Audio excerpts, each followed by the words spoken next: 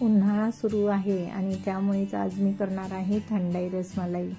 ही रसमलाई करण्यासाठी मी 1 लिटर गाईचे दूध पॅनमध्ये घेऊन गॅसवर गरम करण्यासाठी ठेवले। गाईच्या दुधामध्ये फॅट कमी प्रमाणामध्ये असतात, त्यामुळेच रसमलाई करण्यासाठी मी गाईचे दूध घेतलेले आहे। आपल्याकडे गाईचे दूध नसेल तर आपण म्हशीचे दूध घेतले तरी चालेल। दूध गाईचे असो वा म्हशीचे, चवीमध्ये फरक पडणार नाही।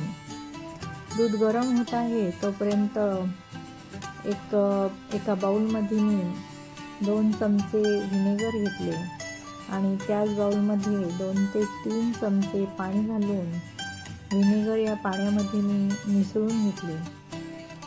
गॅसवर गरम करण्यासाठी ठेवलेले दूध आहे हे मिश्रण घालून फाडून घ्यायचे आहे। गॅसवर दूध गरम करण्यासाठी ठेवले होते, त्या दुधाला उकळी आल्यानंतर गॅस बंद करायचा आहे व पॅनमधील दूध उलटणे किंवा चमच्याच्या साहाय्याने 1 मिनिटभर सतत हलवून या दुधाची थोडी वाफ कमी करून घ्यायची।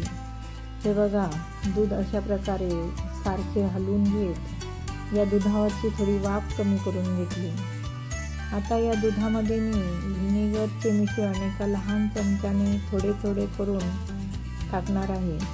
आपण बघू शकता की मी हे व्हिनेगरचे मिश्रण चमच्याने कशा प्रकारे थोडे थोडे दुधामध्ये टाकलेले आहे।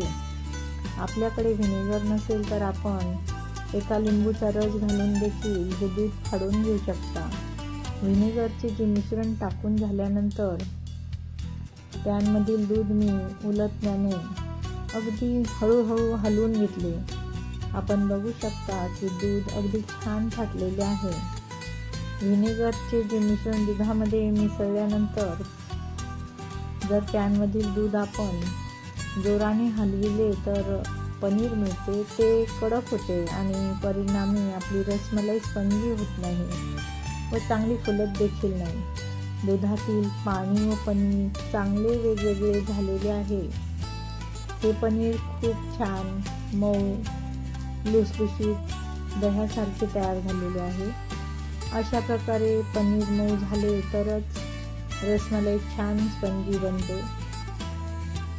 पनीरला मी हात लावून बघितला, पनीर छान मऊ झालेले आहे। आता यानंतर हे पनीर मी एका सुती कापडावर काढून घेणार आहे।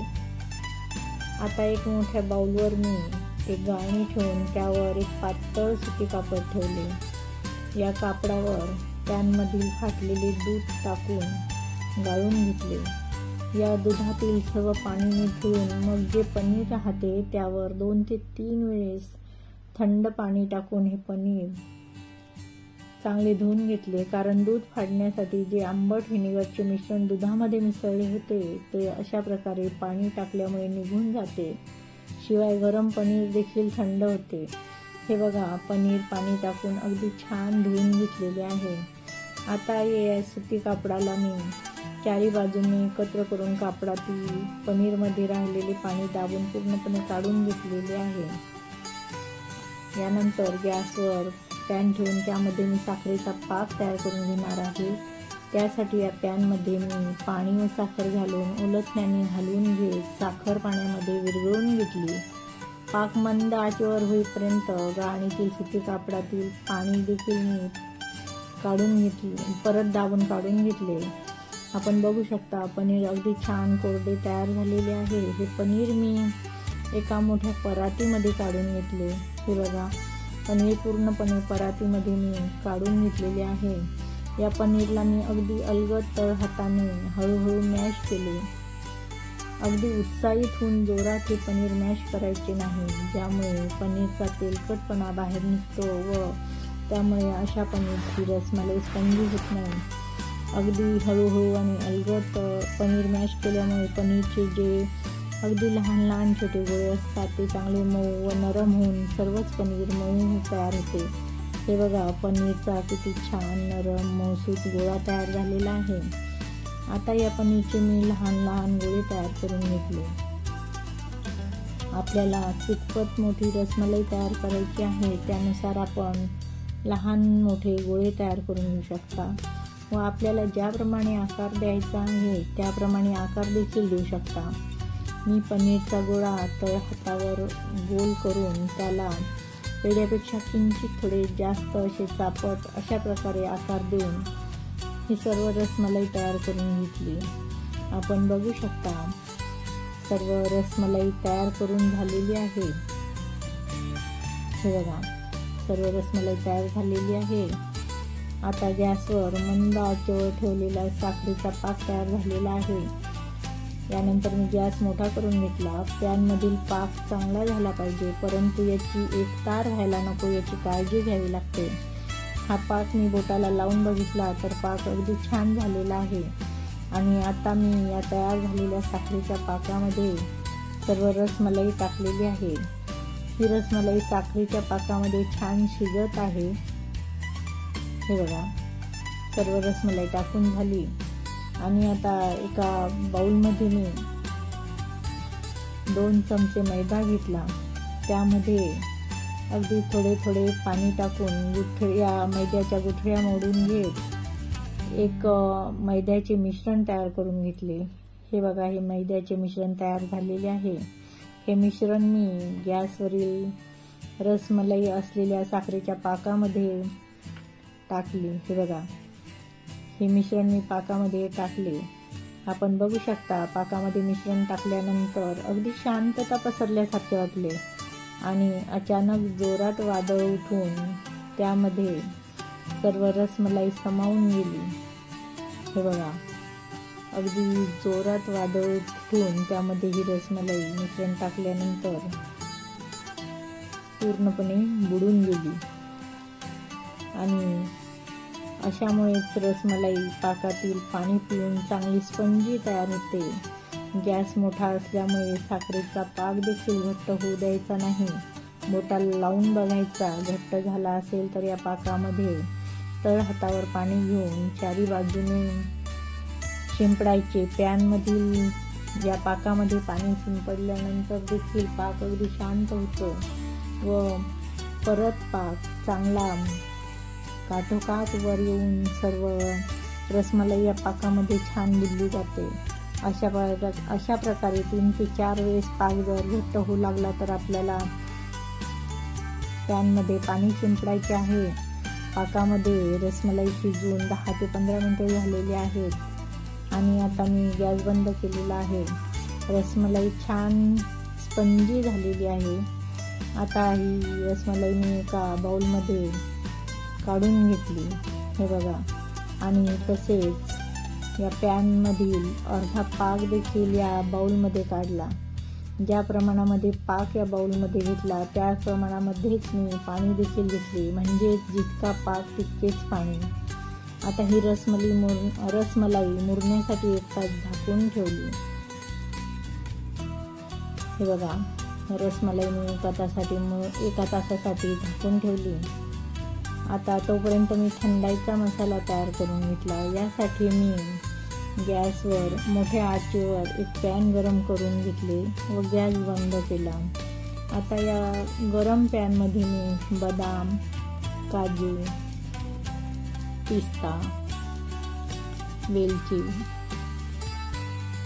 सोप, दालचिनी, टरबूज बी, मिरे व सुकलेल्या गुलाब पाकळ्या टाकून चांगले मिनिटभर परतून घेतले। गरम पॅनमध्ये या मसाल्यातील साहित्याची आर्द्रता निघून जाते व सर्व चांगले कुरकुरीत व्हावे म्हणून फक्त परतून घ्यायचे आहे, भाजायचे नाही। या मसाल्यातील साहित्याची आर्द्रता निघून गेल्यामुळे मिक्सरमध्ये छान जाडसर अशी भरड काढल्या जाते। मसाल्याचे सर्व साहित्य थंड होण्यासाठी मी एका प्लेटमध्ये काढून घेतले। मसाला थंड होत आहे तोपर्यंत गॅसवर एका पॅनमध्ये मी अर्धा लिटर दूध घेऊन गरम करण्यासाठी ठेवले। हे बघा, हे अर्धा लिटर दूध मी पॅनमध्ये गरम करण्यासाठी ठेवलेले आहे। दूध गरम होत आहे तोपर्यंत थंडाईचा मसाला देखील गार झालेला आहे। आता हा थंडाईचा मसाला मी मिक्सरच्या भांड्यामध्ये काढून घेतला। या साहित्यामध्ये आपल्याकडे जर खसखस असेल तर ती देखील आपण या थंडाईच्या मसाल्यामध्ये गरम करून घेऊ शकता। आता यानंतर या भांड्यामध्ये मी साखर घातली।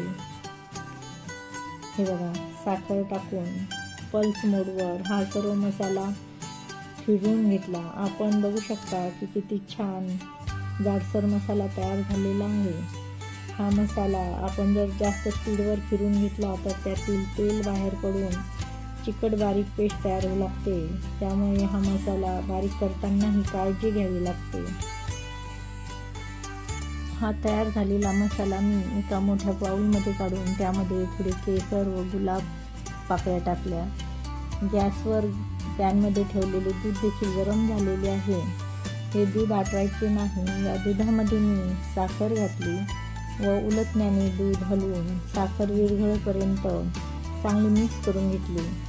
साखर पूर्णपणे विरघळलेली आहे। या दुधामध्ये मी गुलाब पाणी टाकून परत दूध व गुलाब पाणी चांगले मिक्स करून घेतले। नंतर या दुधामध्ये मी थंडाईचा जो मसाला तयार केलेला होता तो चांगला मिसळून घेतला।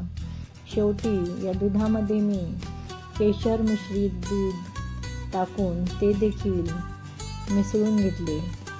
दूध चांगले उकळलेले आहे। या दुधाला रंग येण्यासाठी मी 2 थेंब पिवळा रंग टाकलेला आहे। हे बघा, 2 थेंब मी पिवळा रंग टाकून दूध चांगले मिसळून घेत 1 ते 2 मिनिटे गरम करून नंतर गॅस बंद केला आणि नंतर हे दूध मी थंड होण्यासाठी बाजूला ठेवले। 1 तास झालेला आहे व रसमलाई देखील पाकातील पाणी पिऊन छान मोठी स्पंजी झालेली आहे। आता ही रसमलाई मी एका बाउलमध्ये काढून घेतली। हे बघा, सर्व रसमलाई बाउलमध्ये काढून झालेली आहे आणि जे थंडाईचे दूध मी तयार केलेली आहे ते देखील थंड होऊन या रसमलाईवर मी पूर्णपणे टाकलेली आहे। यानंतर हा बाउल मी 3 तासासाठी झाकण लावून फ्रीजमध्ये ठेवून देणार आहे। हे बघा, या रसमलाईवर दूध टाकून मी फ्रीजमध्ये हा बाउल ठेवलेला आहे। 3 तासानंतर बघितले तर अगदी स्पंजी, नरम, मऊ आणि लुसलुशीत अशी ही रसमलाई तयार झालेली आहे। ही रसमलाई खाण्यासाठी तर खूपच छान लागते। आता ही रसमलाई एका प्लेटमध्ये काढून घेत आहे। ही रसमलाई बघूनच खाण्याची इच्छा होते। याची चव तर खूपच चांगली लागते। या रसमलाईवर मी थोडे थंडाई मसाला व गुलाब पाकळ्या टाकून सजविलेले आहे। हे बघा, किती छान रसमलाई तयार झालेली आहे।